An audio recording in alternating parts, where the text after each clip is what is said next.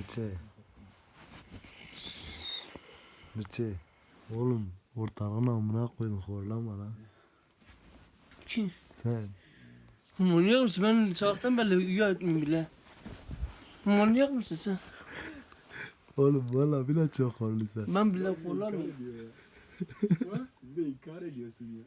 Yemin ederim ki ben Ulan yemin etme lan çarpacağım. Ortalığına amına koydun. Bana gidin yatın lan.